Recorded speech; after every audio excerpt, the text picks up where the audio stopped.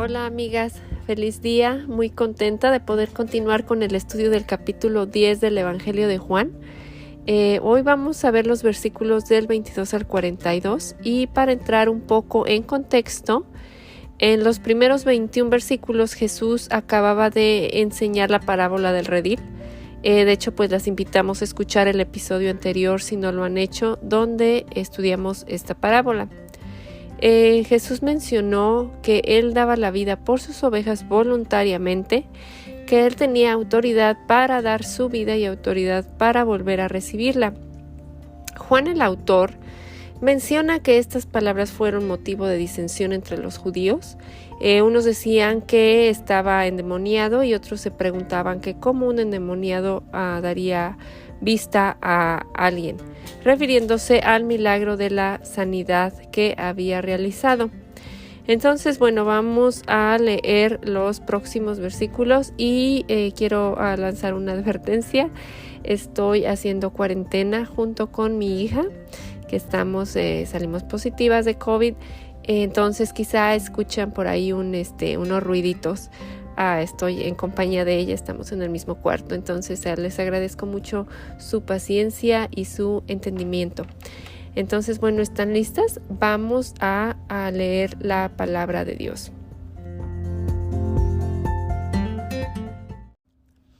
Ok, comenzando desde el versículo 22 hasta terminar el capítulo.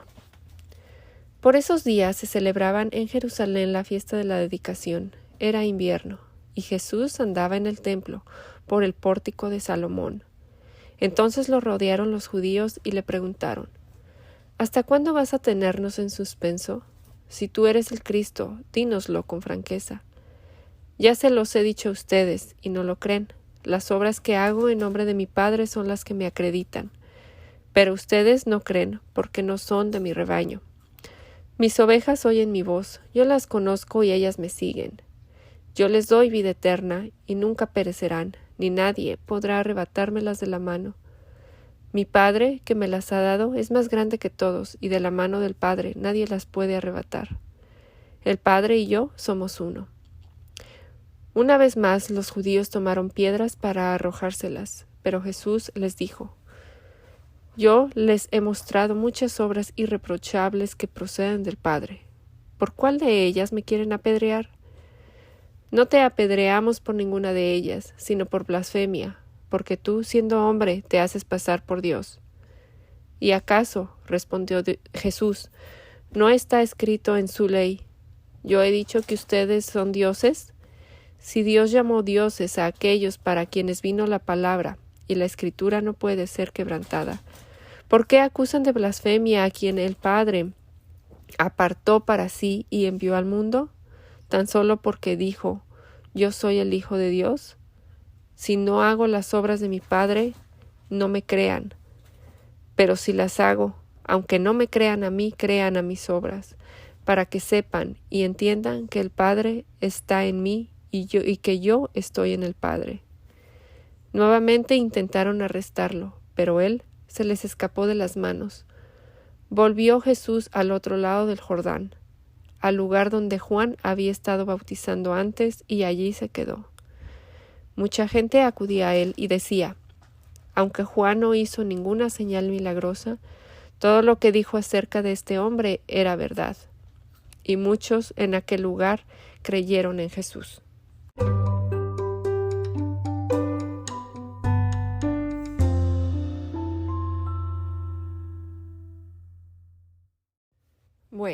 Veamos. Jesús entonces andaba en el pórtico de Salomón en Jerusalén cuando los judíos lo rodearon y le preguntaron que si él era el Cristo, es decir, el Mesías. Le dijeron que si era, que se los dijera con claridad. A esto Jesús les contestó que ya se los había dicho y que ellos no creían. Jesús había hecho ya muchas señales que daban testimonio de que Él es el Hijo de Dios. En Jerusalén, por ejemplo, ya había sanado a un paralítico con solo una orden. Los judíos habían visto este milagro. ¿Acaso ellos creyeron? No. No solo no creyeron, sino que querían matarlo porque, según ellos, él había quebrantado el sábado y además porque Jesús dijo que Dios era su Padre. En el versículo 26, Jesús les dice claramente: ustedes no creen porque no son de mi rebaño. La versión Reina Valera contemporánea dice: si ustedes no creen, es porque no son de mis ovejas. En otra conversación que Jesús tuvo con los fariseos, les dijo: el que es de Dios, escucha las palabras de Dios. Por eso, ustedes no escuchan, porque no son de Dios. Esto lo vimos en Juan 8:47. Solo los que son de Cristo, quienes el Padre le ha dado, llegan a la fe o creen.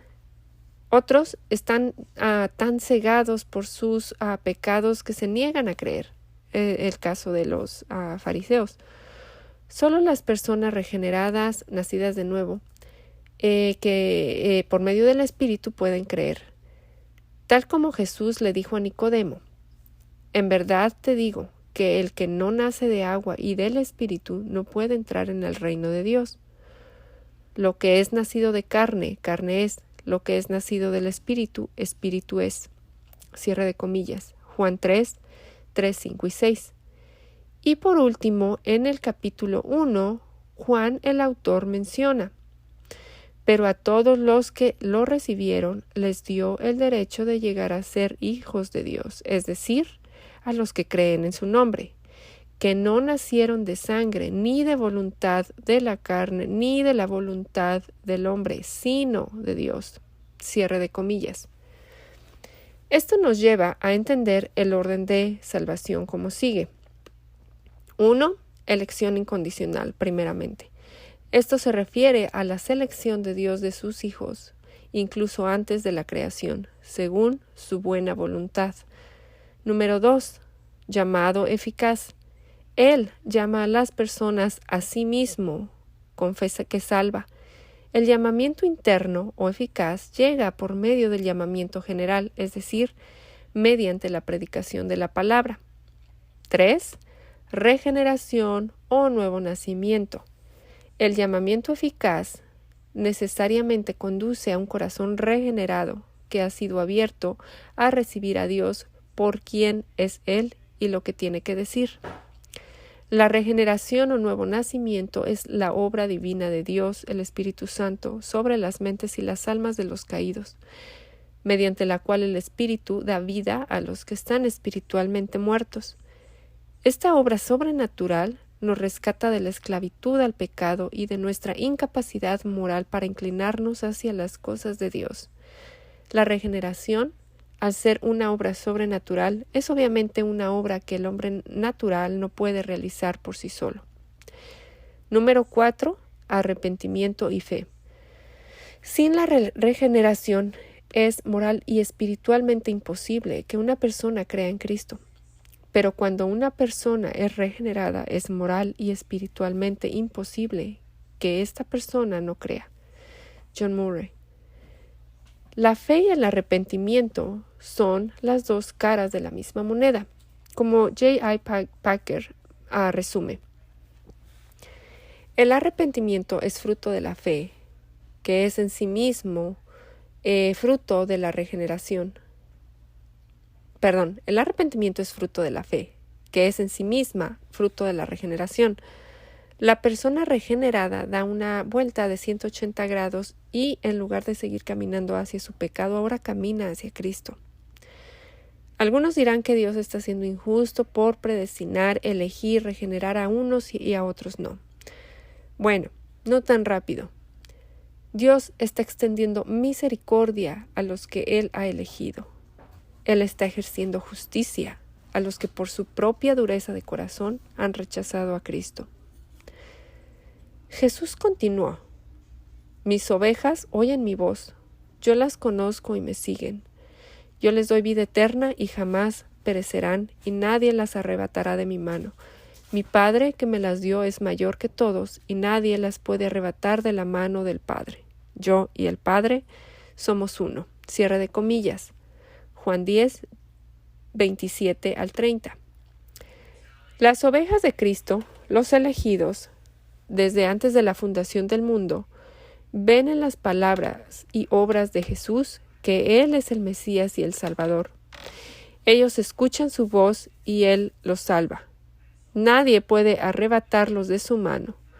R.C. Sproul escribe en su comentario de Juan: estamos seguros, no porque nos aferremos firmemente a Jesús, sino porque Él se aferra firmemente a nosotros.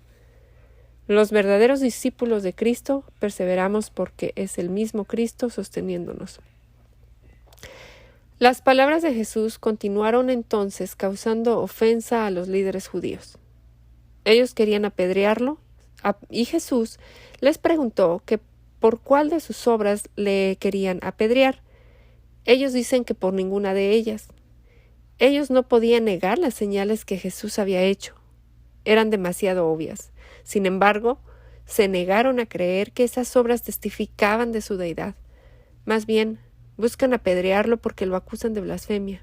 Le dijeron que siendo hombre se hacía pasar por Dios. Nosotros sabemos que Jesús es completamente hombre y completamente Dios. Voy a leer las palabras de Jesús con las que les respondió a estos líderes. En la ley de ustedes está escrito que Dios dijo: yo dije que ustedes son dioses. Si llamó dioses a aquellos que recibieron el mensaje de Dios y las escrituras no pueden ser ignoradas, ¿por qué al que el Padre eligió y envió al mundo le dicen ustedes que ofende a Dios porque dije soy el Hijo de Dios? Si no hago las obras de mi Padre, no me crean. Pero si las hago, aunque no me crean a mí, crean en las obras que hago para que sepan con toda seguridad que el Padre está en mí y yo en él. Cierre de comillas. El Señor Jesús citó a los judíos a el Salmo 82:6. Él tomó del Antiguo Testamento, escritura que ellos reconocían como la palabra inspirada de Dios. El Salmo estaba dirigido a los jueces de Israel. Fueron llamados dioses, con D minúscula, no porque fueran divinos, sino porque representaban a Dios cuando juzgaban a las personas. Está claro, por el resto del Salmo, que eran solo hombres y no deidades, porque juzgaban injustamente y pervertían la justicia. El Salmo 82:6 se refiere entonces a los jueces que violaron la ley. El argumento de Jesús era que no podría haber blasfemia ni locura en su aplicación como el Hijo de Dios encarnado. Por último, del versículo 40 al 42, Jesús se fue de nuevo al otro lado del Jordán, al lugar donde primero había estado bautizando Juan, refiriéndose aquí a Juan el Bautista. Y Jesús se quedó allí. Muchos venían a Jesús y decían que aunque Juan el Bautista no había hecho ninguna señal, todo lo que él había dicho de Jesús era verdad. Pero, ¿qué había dicho Juan el Bautista de Jesús? En el capítulo 1 leímos que Juan vino a dar testimonio de la luz que alumbra a todo hombre. Juan dijo que Jesús estaba en el mundo y que el mundo fue hecho por medio de él. Dijo que el Verbo se había hecho carne y habitó entre nosotros y vimos su gloria, gloria como la del unigénito del Padre, lleno de gracia y de verdad. Juan dio testimonio de él y clamó: este era del que yo decía, el que viene después de mí es antes de mí, porque era primero que yo. Cierre de comillas. En el versículo 16 del capítulo 1, Juan el Bautista dice: pues de su plenitud hemos recibido y gracia sobre gracia. Cierre de comillas. Porque la ley fue dada por medio de Moisés, la gracia y la verdad fueron hechas realidad por medio de Jesucristo. Versículo 17. Y también, siguiendo, en el 18 dice: nadie ha visto jamás a Dios, el unigénito de Dios, que está en el seno del Padre, Él lo ha dado a conocer. Juan se refirió a Jesús como el Cordero de Dios que quita el pecado del mundo. Si bien hay numerosas ideas sobre exactamente lo que significa la elección con respecto a la salvación, el hecho de que los creyentes son elegidos es indiscutible. Las invito a leer Romanos 8, 29-30, Efesios 1 del 4 al 5 y el 11, versículo 11 también de Efesios 1, Primera de Tesalonicenses 1, versículo 4. En pocas palabras, la doctrina de la elección es que Dios elige, determina, predestina a quién será salvo. La pregunta que muchos se hacen es, ¿cómo puedo saber si soy uno de los elegidos? La respuesta es extremadamente simple. Cree. Creer es la prueba de que fuiste elegido, elegida. La Biblia en ninguna parte nos enseña a preocuparnos por nuestra condición de electo o no electo. Más bien, Dios nos llama a creer, a recibir a Jesucristo como Salvador, por gracia a través de la fe. Juan 3:16, Efesios 2:8-9. Dios llama internamente o eficazmente a aquellos a quienes ha predestinado elegido. Romanos 8:29-30. La fe salvadora no es posible sin la elección divina. Por lo tanto, la fe salvadora es evidencia de la elección. Los que no están sin Cristo, los que están sin Cristo más bien, están en una ceguera a su necesidad de salvación. Esto lo vemos en 2 Corintios 4:4. Esta situación solo cambia cuando Dios comienza a atraer a una persona hacia sí mismo. Es Dios quien abre los ojos e ilumina las mentes a la necesidad que tenemos de Jesús como Salvador. Una persona no puede arrepentirse a menos que Dios conozca el arrepentimiento, conceda el arrepentimiento. Esto lo vemos en Hechos 11:18. Si has recibido a Jesucristo como tu Salvador, si has puesto tu fe en Jesús y confías en Él para tu salvación, creyendo que su sacrificio es el pago completo por tus pecados, felicidades, eres uno o una de los elegidos. Amigas, las invitamos a evaluar el podcast, a compartirlo, dejar sus reseñas.